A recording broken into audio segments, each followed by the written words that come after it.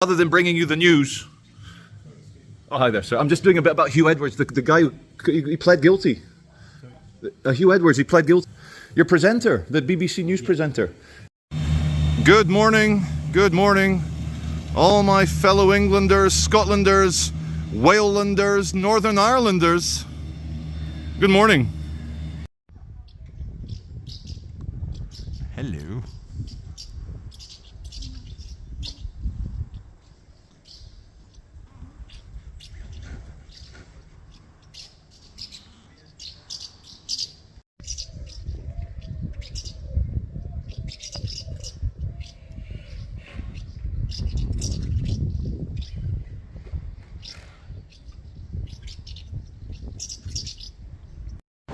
Good morning, everybody. Good morning. Welcome back to Manchester. We are in Crumpsall in North Manchester, namely on Ash Tree Road. And why are we here? Well,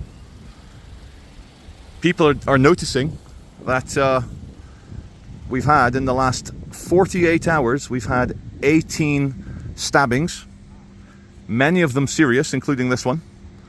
There was a massive police presence here earlier today. Hello, ladies. And now they've left a police car here in the hope that it may deter some of the urban feral fencing championships that are taking place unofficially all around the UK. And what I find fascinating as an outdoorsman whose job is to spend time in urban city centres in Britain and their surrounding green belts, that's my job. I find it amazing that the police can mobilise tens of thousands when the English and British patriots rise up and say enough is enough. But for the last 20 years, with Britain becoming Stabfest #1, so stabby, even the Americans make fun of how stabby we are, and they've got their own problems. Boom, boom. So for 20 years, the police... As soon as people rise up, what the fuck? I can't hear you. I'll come over. I can't hear you. What's up? Oh, you live here? Oh, I live in the region as well. We don't want to advertise. That's not advertising it, madam. It's news. We're reporting on it. This country's falling apart. It's civil war. It's civil war in this country, man. Of course I'm going to report on it. I think it's ridiculous for you to say don't film, don't cover it. No, I'm not a reporter, but I am reporting on it. No, what it is, madam, like, don't be angry at me. I'm just the messenger. No, but you need to campaign against your politicians. You need to go crazy against your MP. You need to criticise the police, not the people reporting on this country falling to pieces. I'm not complaining about anything. I'm just trying to keep safe. You know, you told me please don't report here because I want to keep safe. What I mean is, we just try to keep it quiet. We've got children. Keep it quiet. Look, I've got 4 children. Like, this country needs to be rescued, madam. Someone needs to kick off. By your attitude of just keeping quiet, putting your head down, we got to this state by people keeping their heads down. Thank you. Name's Charlie Veach on YouTube. Thank you. Very chilling. I just turned to Laura and said, oh, it's how wholesome and nice here and safe. And then it suddenly hit me. It was also wholesome and safe at the Taylor Swift baby dance party. BBC lanyard on the neck. Hello viewers, welcome to the ongoing, bubbling beginnings of Civil War England.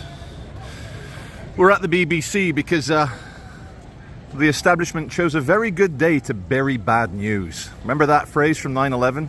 A good day to bury bad news. What's the bad news? Well, the British Broadcasting Corporation, there's our logo, there's the logo, are once again mired in a serious, very serious BBC star in child abuse. Fact. Not just allegations, fact. Their top earning presenter, very, well, until many months ago, very respected, very serious BBC presenter, Hugh Edwards. Hugh spelt the Welsh way, Edwards being a Welsh surname. BBC's top Welsh superstar, Hugh Edwards, news presenter, pled guilty to the makings of the most severe type of CP. I'll leave it to your imagination what the CP is. Cheese pizza. Mentioning it will get you demonetized on the YouTubes, but you all know what he's done. This is the company that hid Jimmy Savile from the investigations.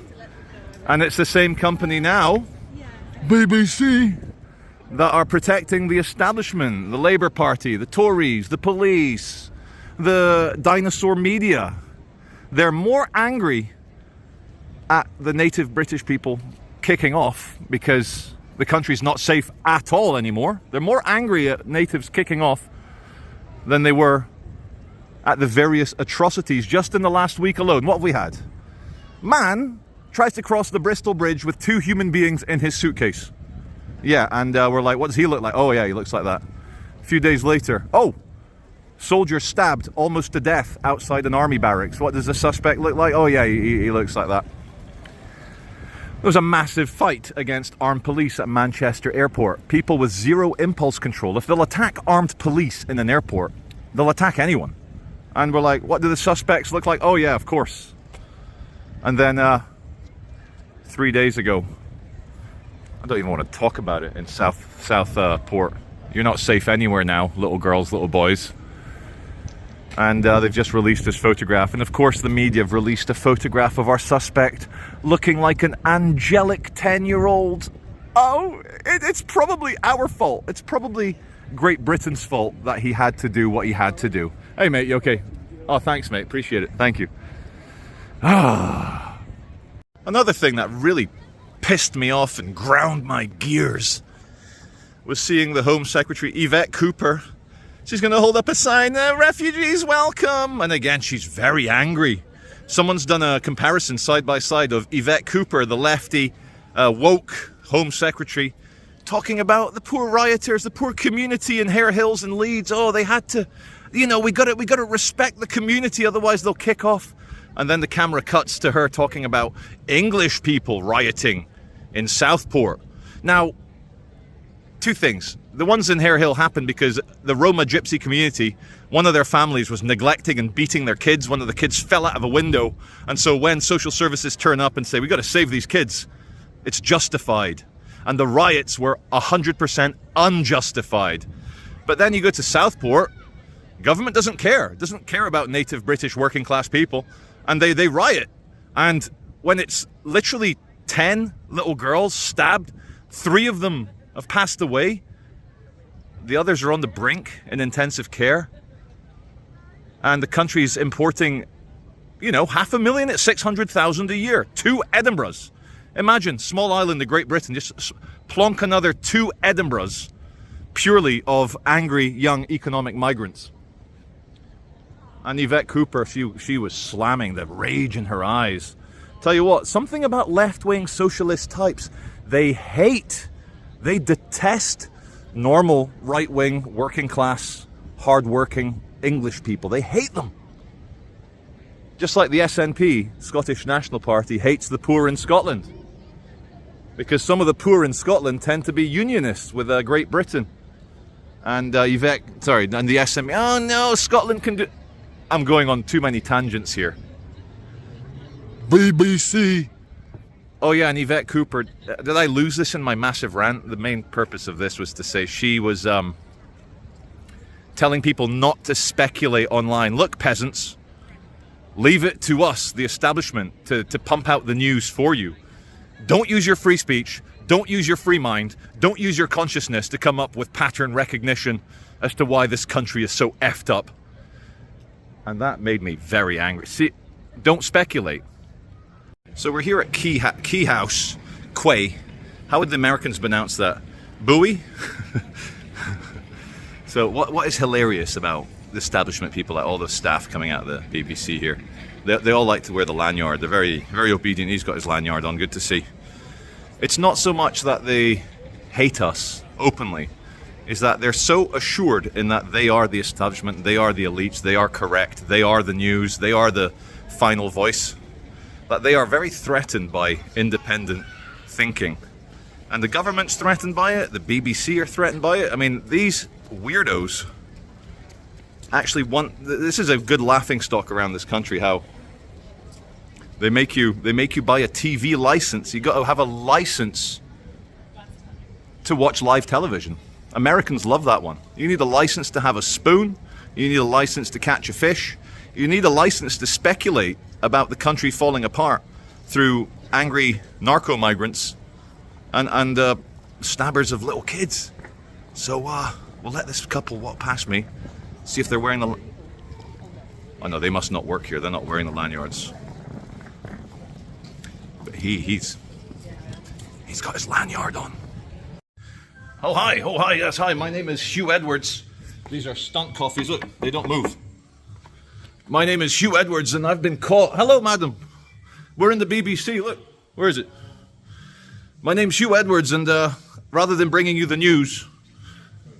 Oh, hi there, sir. I'm just doing a bit about Hugh Edwards, the guy he pled guilty. Hugh Edwards, he pled guilty. Your presenter, the BBC News presenter.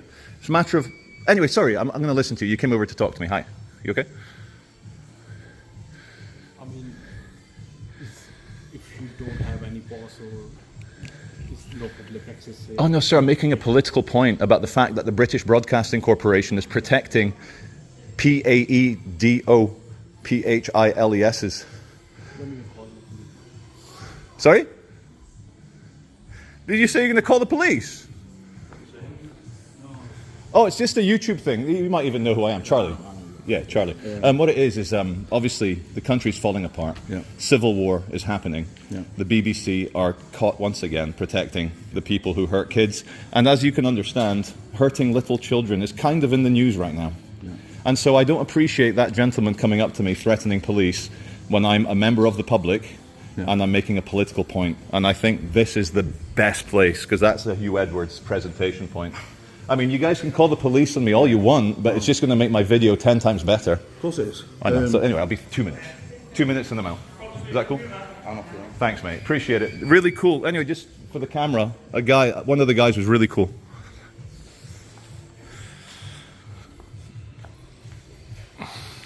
Surrender, no retreat. The BBC, once they found out that the police had strong evidence about his CP making abilities, the BBC still paid Hugh Edwards £200,000. And these are the people telling us not to speculate online about Southport and stuff. You guys need to stop protecting PAEDOs. Okay. The BBC got exposed. You guys paid £200,000 to Hugh Edwards after it was proven what he had done, after Jimmy Savile. And also on the BBC, you guys are the spokesperson. I got that all mixed up. You're the spokesperson for the establishment right now. We citizen journalists take great offense at you guys broadcasting the Home Secretary telling us not to speculate about Southport. Civil war's underway, and that's all I have to say. Thank you, sir. No problem. Appreciate your time. Thank you. No problem. What are you up to? What are you doing? Why are you coming up to my baby? You got a problem? No, but why are you dressed like that and coming up to my partner with her baby? Like, what are you up to? Are you fucking Jew? Am I Jewish? Excuse me? Am I Jewish? You just said. Are you here for some nefarious purpose? Why have you come to the BBC and you start hovering around my baby? And then you call me a Jew? What are you, Spielberg Jew American? Spielberg Jew American. Yeah, you're mental patients, aren't you? What, Americans or Jewish people? Both. You're a mental patient. Judging by the way you're dressed, madam, I think you may be projecting about the whole mental patient thing. You're a mental Jew. Get out of my way. I don't think the random anti-Semitism and using Jew as You're a... mental gay, aren't you? Anyway, maybe go home and sort yourself out, woman. Go to a presentation. Okay, all, welcome to immigration enforcement, where they fail to enforce... Can I get that to focus between the bars? There you go. Where they fail to enforce your immies.